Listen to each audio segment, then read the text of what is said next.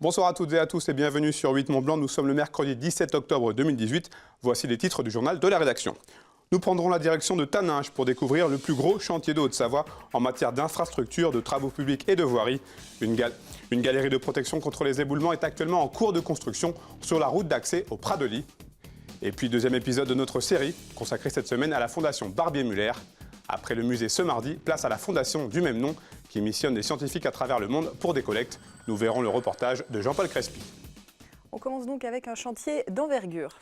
150 mètres de long, 75 pieux de fondation, 3800 mètres carrés de béton armé. La future galerie de protection contre les éboulements, située route départementale 328 à Taninges, fait l'objet d'un chantier extraordinaire au sens propre du terme.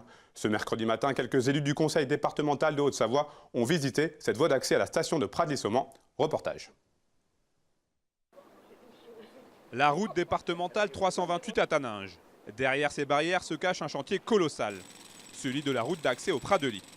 Situé à flanc de colline, ce tronçon a été fortement dégradé par les intempéries depuis plusieurs années, avec notamment de nombreux éboulements. Le conseil départemental de Haute-Savoie a donc décidé de construire une galerie de protection. C'est une galerie qui a été prévue initialement sur 120-130 mètres, que nous avons dû rallonger d'une cinquantaine de mètres en amont. Nous y sommes précisément sur le site. C'est une histoire vieille de décennies, mais qui s'est déclenchée il y a 4 ou 5 ans avec un effondrement. La ravine, ce lieu-dit porte bien son nom. Nous sommes intervenus pour un ouvrage d'environ 5 ou 6 millions d'euros. Et puis la ravine a poursuivi ses effets. Aujourd'hui, nous avons dû déclencher une opération supérieure à 20 millions d'euros. Les glissements de terrain de janvier 2018 ont détérioré encore un peu plus le site de ces importants travaux qui mobilisent chaque jour de très nombreux ouvriers. De plus, ce chantier doit faire face à certaines restrictions. Alors, la principale difficulté, elle est double. Elle est d'une part de réaliser un chantier en toute sécurité puisqu'on est sur un site qui est en mouvement. Donc il faut assurer la sécurité du personnel en permanence. Donc ça c'est une difficulté, un souci permanent pour lequel on a eu beaucoup de chance avec notamment la météo qui a été très bonne cette année et qui nous a permis de travailler dans de très bonnes conditions. La deuxième difficulté, c'est le travail dans un espace restreint, espace à la fois géographique puisque la longueur du chantier est très restreinte, 150 mètres de chantier, une route qui fait 8 mètres de large. Pour la commune de Taninges qui partage la station de Prat-de-Ly-Saumont avec Mieuxy, cette future voie d'accès est bien entendu une très bonne nouvelle. Depuis 3 hivers, nous avons des conditions très difficiles d'accès au Prat-de-Ly avec des fermetures temporaires de la route. Donc effectivement, c'est pour nous l'espoir que d'ici un hiver ou deux, le chantier énorme soit terminé et qu'on puisse accéder au Prat-de-Ly en toute sécurité, par tout temps et définitivement. Aucun délai précis n'est donné pour la mise en service définitive de la galerie de protection. Néanmoins, une chose est certaine, la RD 328 sera rouverte à la circulation dès le début du mois de décembre prochain. Du nouveau pour les usagers de la SNCF. La nouvelle grille des trains en Auvergne-Rhône-Alpes a été détaillée ce mardi par SNCF Réseau et la région. En raison d'importants travaux de création de voies à la gare Pardieu de Lyon, environ 10% des TER circulant dans la région Auvergne-Rhône-Alpes vont être supprimés dès le 9 décembre prochain et de nombreux changements sont à prévoir. Mais les Pays de Savoie sont plutôt épargnés puisque concernant la ligne Annecy-Chambéry, 26 trains supplémentaires par jour circuleront entre Aix-les-Bains et Chambéry et 35 trains effectueront la liaison Chambéry-Lyon contre 31 actuellement. Mauvaise nouvelle en revanche pour les usagers des TGV, l'offre Paris-Chambéry-Annecy comptera 5 allers-retours de moins par jour, soit 2 de moins qu'aujourd'hui. La pêche dans le Léman est en baisse pour l'année 2017. C'est ce que vient d'annoncer la Commission internationale de la pêche dans le Léman dans un récent communiqué. Avec plus de 847 tonnes de poissons capturés, l'année 2017 présente un rendement global en baisse de 19,1% par rapport à l'année 2016. La pêche professionnelle représente toute espèce confondue la plus grande part des captures avec 766 tonnes de poissons. Sans surprise, la ferra reste le poisson le plus pêché dans le lac Léman devant la perche. On parle urbanisme maintenant. Oui, le lancement officiel de l'étude du projet urbain de Faverges-Settenay a eu lieu ce mardi 16 octobre. L'objectif des élus est clair, ils veulent renforcer l'attractivité résidentielle de la commune, valoriser son positionnement stratégique, mais aussi renouveler son image. C'est un reportage de Juliette Vincent-Seigné. Le nombre d'habitants de Faverges-Settenay devrait continuer de croître ces prochaines années. D'ici 2030, la commune passerait de 9 000 à 10 000 habitants. Pour les élus, il est important d'anticiper.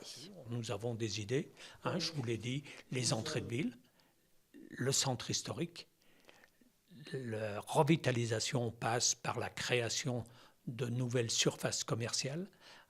Terminer les zones commerciales en dehors de la ville. Nous devons densifier, nous devons revitaliser, maintenant c'est le mot d'ordre, revitaliser, redonner la vie au centre-bourg. Plusieurs secteurs de la ville vont donc être modernisés. Le quartier à côté de l'église, ravagé par un incendie au mois de juillet, sera lui complètement transformé. Le but sera de développer de nouveaux logements diversifiés et abordables, mais aussi de nouveaux services pour les habitants. Toute croissance démographique a un impact sur les besoins, donc sur le besoin en commerce, sur le besoin en équipement public. Il y aura forcément des évolutions des secteurs commerciaux. Pour l'instant, je n'ai encore pas la teneur de ces évolutions puisqu'on commence l'étude. Ça sera bien sûr à l'issue de cette étude qu'on pourra avoir cette vision.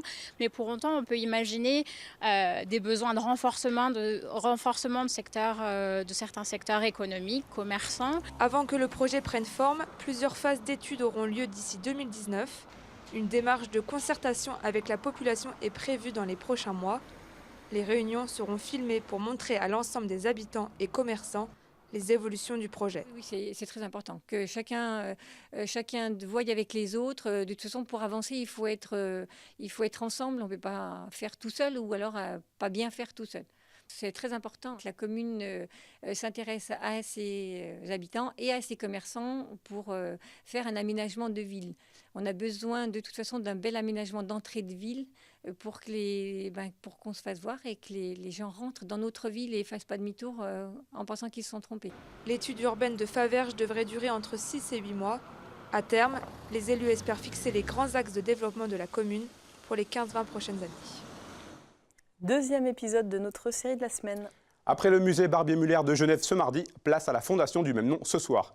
Depuis 7 ans, cette fondation missionne les scientifiques pour collecter à travers le monde la mémoire orale des cultures qui pourraient très prochainement disparaître. Il y a quelques jours était remis très officiellement le livre retraçant la 12e campagne de collecte consacrée aux pêcheurs de perles coréennes. C'est un reportage de Jean-Paul Crespi. Témoigner des peuples inconnus, rendre visible l'invisible, la Fondation culturelle Barbier-Muller s'attache depuis 7 ans à renseigner la mémoire orale de cultures méconnues. Une entreprise souhaitée par son fondateur, Jean-Paul Barbier-Muller, pour qu'aucun être humain, aucune religion, aucune culture, si petite soit-elle, ne disparaisse sans laisser de traces. Dernière étude en date, les plongeuses Jamnyo de l'île de Juju en Corée du Sud. Régulièrement, elles plongent en apnée au risque de leur vie pour pêcher et faire vivre leur famille. Aujourd'hui, la dangerosité des plongées et la pollution des fonds marins remettent en question leur activité. Elles étaient 24 000 en 1960, elles sont aujourd'hui moins de 400. Nous sommes la seule institution au monde qui finance des missions anthropologiques sur le terrain pour étudier des populations dont les cultures sont en péril. Sans masque à oxygène, parfois octogénaires, les plongeuses Jamnyo plongent 90 jours par an, jusqu'à 7 heures par jour. Consacrée par le gouvernement provincial comme un symbole du caractère de l'île, la culture Amnio de l'île de Juju est inscrite depuis 2016 au patrimoine immatériel de l'humanité. Femme forte, femme déterminée et autonome. Les hommes de Jeju sont considérés faibles. Et les femmes sont, je pense, beaucoup plus fortes. Ce qui me surprend, c'est ces plongeuses, mais aussi leur culture. Et c'est amusant parce que j'ai eu l'occasion de naviguer en terre de feu, où ces plongeuses, ce sont les femmes qui plongeaient nues pour aller ramasser des moules. Et cette population, ces peuples ont complètement disparu.